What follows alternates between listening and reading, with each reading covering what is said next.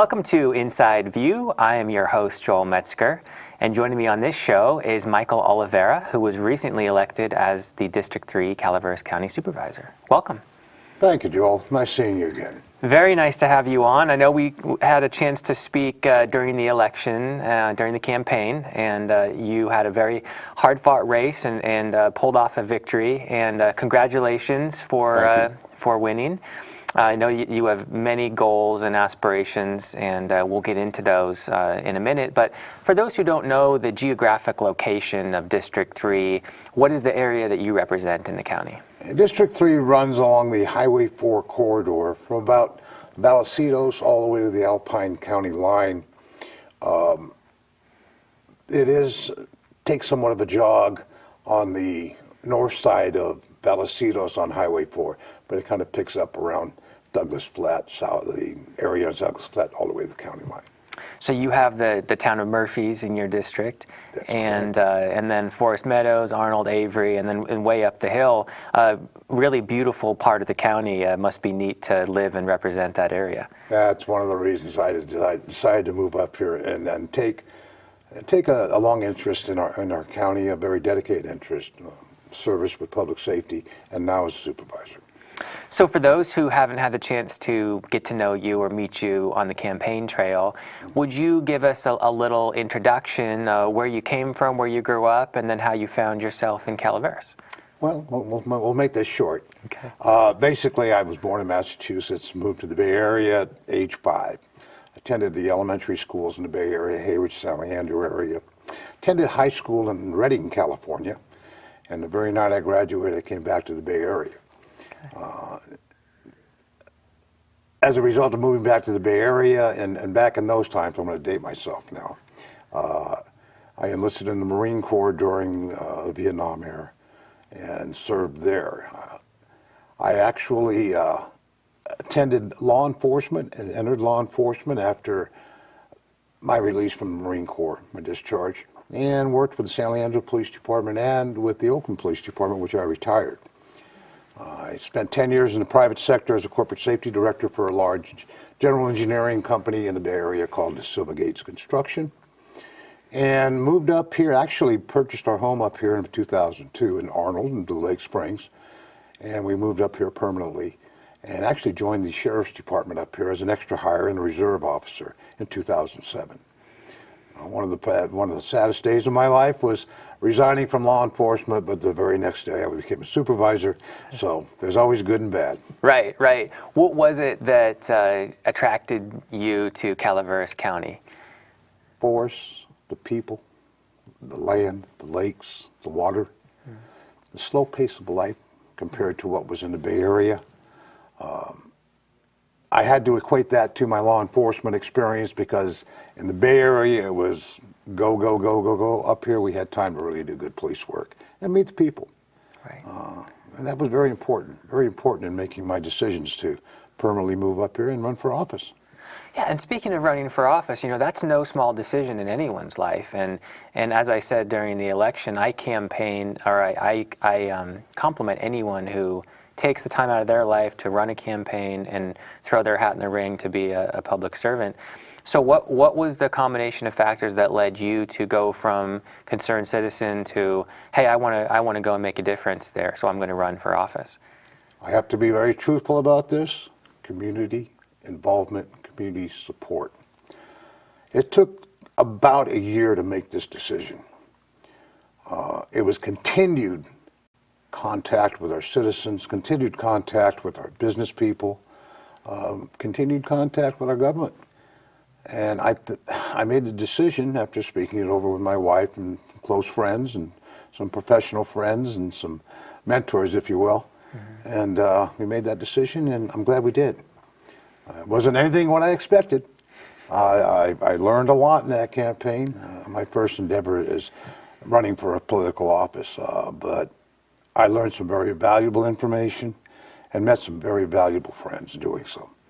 So walk me through the campaign process. What are some things that you learned, some things that were unexpected for you during that experience? I think the biggest issue I faced was the perception by people that didn't know me. Okay. And I guess that's common in any office or any campaign.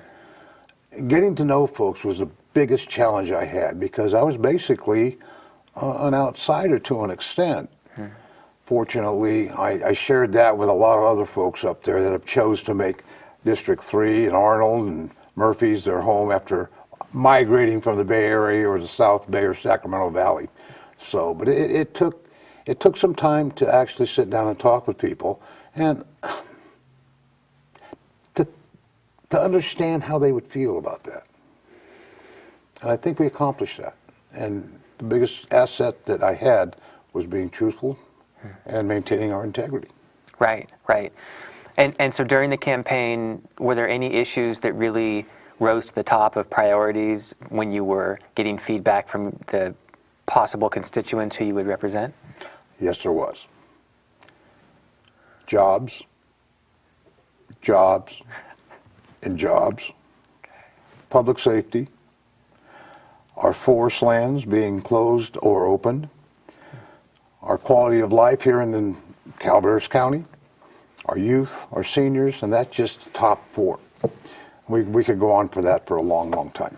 Right, right. So but I imagine that the campaign was just a great opportunity to just listen and just hear back from your constituents. Really, and I think that was one of the ways we were successful, because we made it a point to listen to what our folks were telling us. Okay. We needed to know their concerns, and the best way to do it was knock on doors and shake hands and listen when they talked. Have you ever been more exhausted than after, months and months of campaigning? This is probably one of the most difficult things I've done. Okay. One of the most difficult things I've done. I'm glad that we were successful. If anybody desires to do that, get a lot of rest and spend a lot of time listening to folks. So we're down to crunch time. The polls are coming in, and the numbers are being posted, and we have our show here, and we're updating them. What's going through your mind as you watch the numbers come in? Frankly, I was questioning my ability to win this election. I'll be quite honest. As we know, it was a very close election. I'm very proud to say that my opponent and I ran the best, cleanest campaign we could individually. Of course, we don't have a control over the community. We don't have control over some people that support either issues. But I can honestly say that I'm very happy that Marita and I were able to work this in a professional, friendly manner. So finally the polls close, and it looks like you have a slight edge, but there still could be recounts or other things coming in. And after you went to bed that night and you woke up the next morning, what were you thinking? Same thing I was thinking before I went to bed because it wasn't settled. Okay. What really struck home was the phone call I got from Marita conceding. And that was with only 66 votes different. Wow. I was quite surprised I got the phone call. And I must say it was a very gracious, professional, and I commend her for that. And when did you get that call? I believe I got that call on Thursday afternoon. Okay. After the Tuesday election. Okay. So they had the opportunity to count the ballots, and I think the only thing left was the provisional ballots. And the phone call from Marita was a surprise. Got it. I figured it was way too close to call it, and we were going to have to wait for another 5-6 days. Okay. So you finally kind of realized when it was all said and done and it was finalized, okay, there's nothing that is going to get in my way. I am the next supervisor. What was that moment like for you? Scary. Very scary. First, it was surprise. I won. What I had planned to do, but you always have doubt in the back of your mind. You can't control everything in life. Then, after we got over the surprise, we got over the realization, then the fear started coming in saying, what am I going to do? Fortunately, since that time, I've spent a lot of time talking with people. I've got some training. I've got the pulse of people. And we've really been very successful in our short period in office. I've learned a lot of things, have different viewpoints on certain issues. But I'm very confident this job can be done by me very well. and not only me, but the new members of the board and the existing board. One of the things that surprised me very much was the immediately gelling of the board with 2 new members. I'm very, very happy that we were able to do that. And I'm confident this board is heading in the right direction. And speaking of, as you said, once you realized you won, and then you kind of had this period of starting to get organized and move toward your goals. And I know there was some period of time when, the old board was still finishing their term, and then you were appointed. Is it in January? That's correct. We actually, I'm told officially we took office the first Monday in January, legal-wise. Okay. We were actually sworn in on the 9th, and we took our first meeting on the 13th of January. So if you were to talk to a constituent and they said, what is it that you think a supervisor does? What are the responsibilities of a supervisor? In your mind, what would that be? The ability to listen, educate yourself, recognize and understand opinions and positions from everybody involved in any issue, and being able to take that information, separate the accurate and the not so accurate, and use that information to make a decision that's going to affect the welfare of everybody in this county, especially in my district. Yeah, but there's that kind of bifurcation. You have your district, and then you have the county as a whole, and you as a supervisor are obviously elected for your district, and yet many of your decisions affect the entire county, and so I know that everyone has to be cognizant of that. Excellent comment, and you're absolutely right. And you have to learn that. I had to learn that because that's something I didn't consider until I elected to start this campaign. And we started early.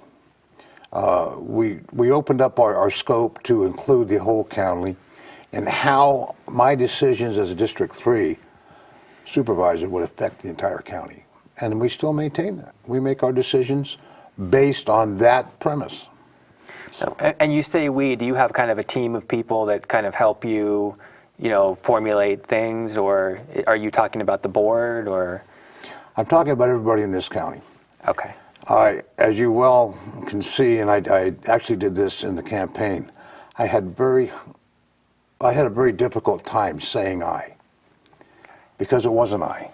It was a group of people. It was my campaign committee, the people in my district, the people in this county. And I'll continue to refer to as we, because that's what it's about. Okay. We have to go forward as a team. Whether some like it or not, we have to keep going forward. Let's talk some issues, because obviously when you come into a position like this, you have a lot of different interests, and they have all kinds of different things that they want you to do and focus on, and the only way to be successful is to kind of boil these things down to your main priorities, and realize that you as one board member has much less power and capability than the board acting as a whole. That's really where the power is that those 3 votes generally. So what do you personally have as your top priorities, and what are some things that you think could be done to not only take your vision forward, but for the whole board to move some of these things forward? Joel, we've already seen that happen. Let's talk about our progress in making this county more friendly. Of course, our economy problems are going to be here. We have to really address those. To do that, we need to have job creation. We need to have businesses improve how they do business because of the changing times economically. We have to have new businesses come in, but we have to be very wise when we bring in businesses, because we know that we are not going to be having Walmarts and big box stores here. We don't have the demographics for that. But we have something unique in this county, and it's our tourism trade. It's our ability to adapt. It's our ability to make our visitors feel welcome. We're starting to see that now. I see folks stopping by that are visiting our county or going to the ski areas or going to Murphy's. They're stopping in the real estate office and saying, hey, do you have any listings or things of that sort? I see people, this is a great place to, live and grow kids, and people are starting to think like that. Unfortunately, our economy hasn't maintained and grown at the same pace as the Bay Area or Silicon Valley or Sacramento Valley or even out of state. But that's an opportunity for us because we're seeing those spendable dollars, those investing dollars, starting to work their way back up here. I'm working with several committees assigned through my position as a supervisor. One of those is the Economic Development Committee, led by Larry Procope and the folks over there in Tuolumne County, and I'm very fortunate to get on that board. Very educational what's going on. Now it's being directed at our county, which is great. That's just one of 11 committees I'm assigned to. And I'll tell you, it's a very exciting experience. I'm really enjoying it. So you mentioned that what you heard from your constituents were jobs, jobs, and jobs, and then many other things too. Right. But that's maybe one of the most important issues. And over the years, I've heard many people, many supervisors, and other elected officials say that they support economic development and they want to make the county more friendly and they want to see more jobs. But I think going from being behind that idea and actually making real change, bringing ideas to fruition, making plans actually happen and then impact people's lives, I think that's where the challenge is. And so I was just curious could you be more successful than your predecessors and other people who, I think everyone is on board with jobs and economic development, but how do we actually make that happen here? We have to adapt. Our economy has changed so much. Our situation has changed so much. Society has changed so much. You can go back and look at the past and determine, okay, well, these folks did this wrong. I don't have that belief. I have a belief that we can't change what happened in the past, but we can learn from what happened in the past. And if we can apply those good things and bad things and keep that in mind as we go forward, we can realize the mistakes made, not necessarily by any supervisor or by any committee or any group or any society, but if we learn what happened as a result of that, we can plan for the future. It's quite exciting. I spent 3 hours with Bear Valley folks, actually day before yesterday. And what a great, great meeting that was. I mean, Benno up there, the general manager, is an outstanding individual. He was very forthwith and presented all the information that I asked for, even more. And I'm excited about those folks being part of our economy here in Calaveras County, and they are too. They want us to be their partner. And this is just nothing but a win-win situation. I am very excited about being part of that. I'm very excited for our folks in Calaveras County that activity is going to help us get back on the right track. And just for those who aren't aware, Bear Valley was recently acquired by Skyline, which owns a number of resorts in Canada and other places. And it's kind of been a tumultuous last few years, not knowing what the future of Bear Valley will hold, whether it will even stay open. And so for Skyline to come in, which has some capital to invest, it definitely is very exciting. And the main route to Bear Valley, even though it's in Alpine, is through Calaveras. And that's Highway 4. That's your baby right there. That's our pipeline to success in some people's minds. Yes, and after looking and having that meeting and looking at the documentation and the plans that are being done now, not waiting, being done now, they bring in 180 jobs into the mountain right now. They purchased the lodge in Bear Valley. They did purchase the lodge. They purchased the lodge. It's been remodeled. They've opened up the strip mall inside there. That's the progressive things we see from that company. Then seeing the plans, the replacement. It's quite ironic because yesterday, the day before when I was up there, it was Tuesday, I'm sorry, they had the lift chairs running. And it was beautiful. They have beautiful 2-foot base in most good ski areas, down maybe 1-foot base. And there was about 10 to 15 skiers at 10 o'clock in the morning. And it was a nice day. But they had the lift chairs, all the lift chairs running. And Benno explained to me, he says, how can we be open without our lift chairs operating? How can people watch videos? How can people come by and drive by and not see a ski lift open for business without the lift chairs operating? And that's expensive. There are improvements on what they've got planned. Exciting. They're going forth with the big chairlift gondola from the lodge itself all the way to the top of the mountain. That's a reality. They've got some great plans for improvement. Like I said, I'm very encouraged by that. I'm very excited about it. But there's one key component that's out of any human's control, and that is snow and rain and water, which is the key to that ski resort and the winter operation. Where did that play into this conversation? Well, I sent an email, but I don't know if he sent it back to me yet about snow. One of the things we did discuss about the lack of snow in our seasonal years here. They are actually making snow as best they can, depending on the weather.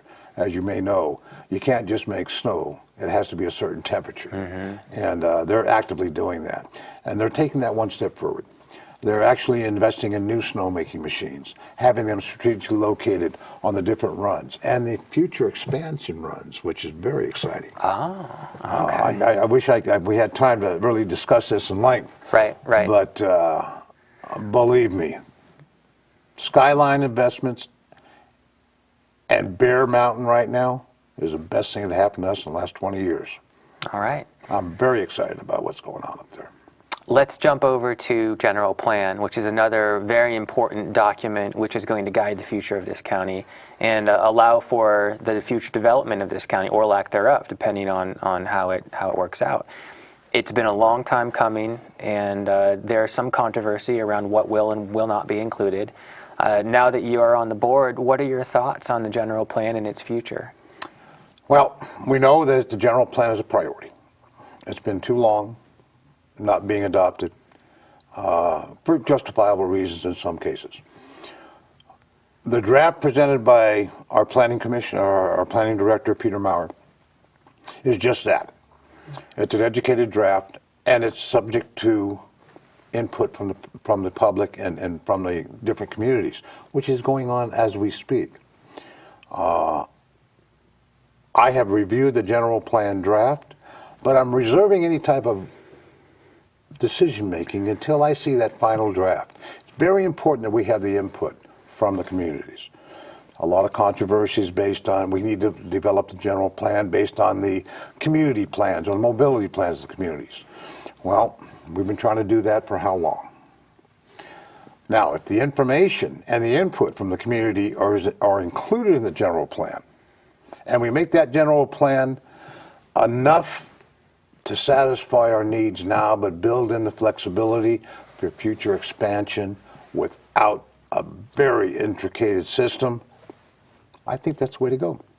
But I haven't made any thoughts on it, because that general plan draft has to go before public input, then it goes to the planning commission, and when it comes to my desk, or when it comes to the Board of Supervisors' desk, I want to be sure that I'm looking at the best accurate information we have available.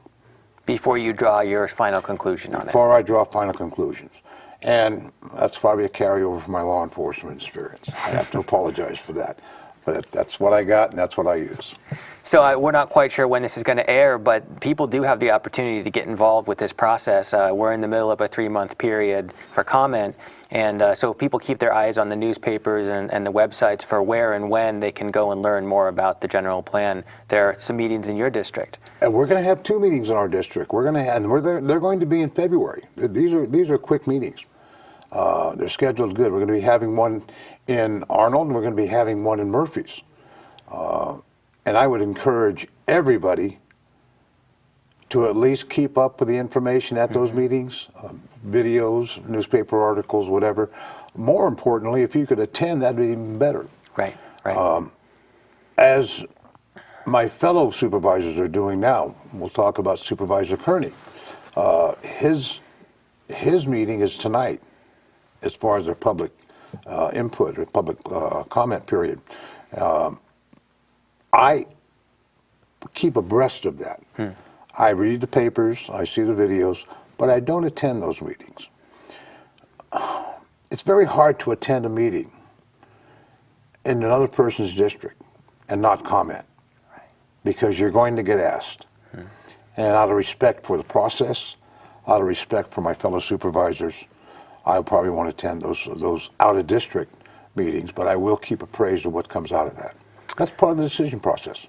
Right, and another thing that I know that you're keeping close tabs on is the budget, which we're getting to the point where it's going to be budget season before too long, and I know that it's been changing, And it's been changing, maybe looking a little bit better, the outlook of the county budget. But at one point, the county was in a very deep hole. And so what are your thoughts on the budget and how that will affect the future of the county? I have been keeping track of that, and you're absolutely right. The budget at mid-year is looking better than they projected. I don't know by how much, but it is looking better. I have to give an example of that. We had an issue before the last board, actually before the board meeting we had on Tuesday, of a code compliance issue. We went through that process and made our decisions. But after the meeting, I actually contacted the CAO, and I asked her if there's some way that we could take a look at our compliance office, because we're manpower short there, and we all know that, with nearly 1,100 backlogs.